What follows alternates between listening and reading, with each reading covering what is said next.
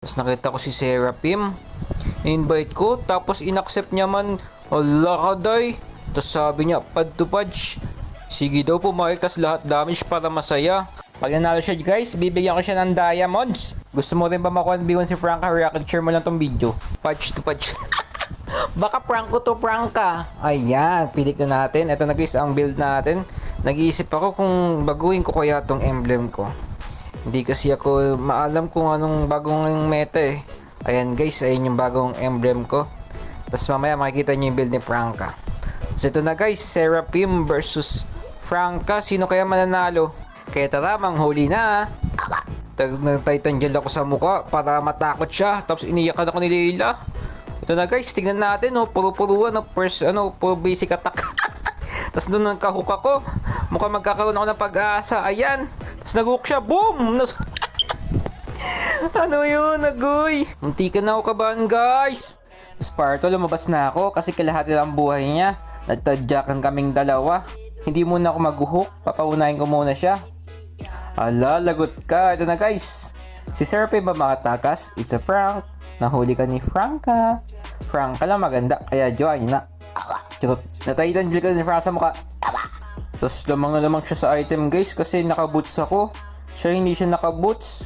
Ang galing niya guys. Hindi ko naisip yun guys. Kaya lamang siya sa item. Kapag nag-level.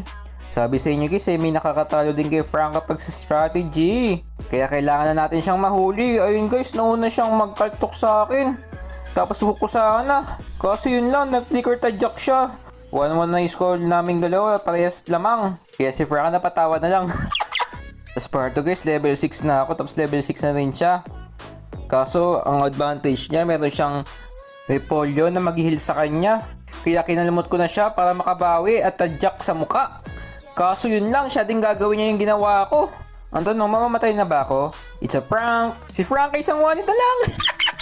Tapos nag-check ako ng item guys. May bleed of hepatitis na siya. Tapos kaka-bleed of hepatitis ko pa lang. So lamang siya sa akin sa item initiation. Grabe naman to si Seraphim. Palong-palo sa strategy. Sheesh, that's crazy. 1v1 to guys. Pag nanalo guys, bibigyan ko ng diamonds. Nakita mo na yung diamonds natin. Pag lagi tayo nag-check. Boom! Nahuli ka ni Franka at nakaltukan ka ni Franka. Sana ma-kill na ko ito guys. Ayun lang.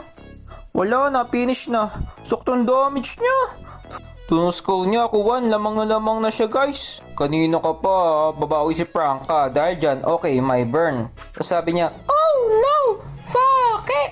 So ito nag-isang build natin guys. Mag-BOD na tayo para makabawi. Tapos baka mahook niya ako dito kasi baka magtago siya sa damuhan.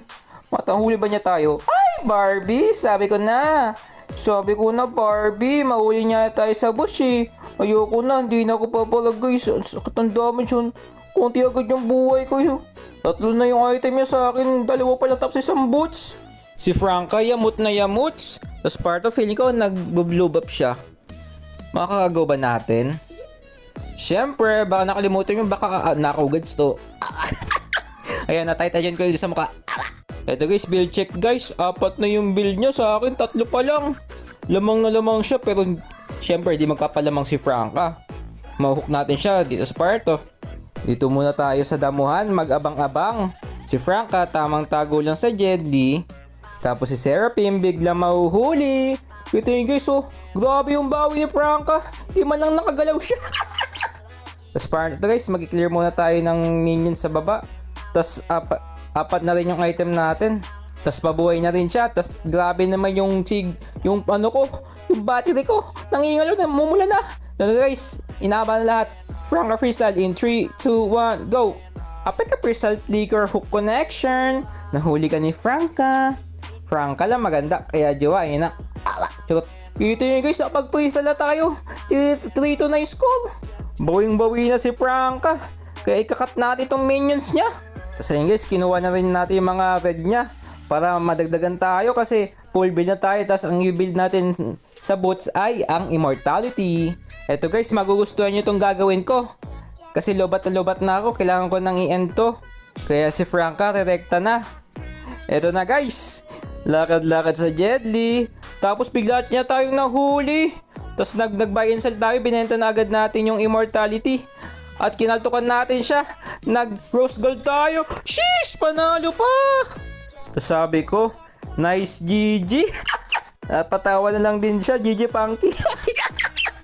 At ayun guys, nanalo nag-iisang maganda sa balat ng saging na si Franca. Franca na maganda, kaya jowain na.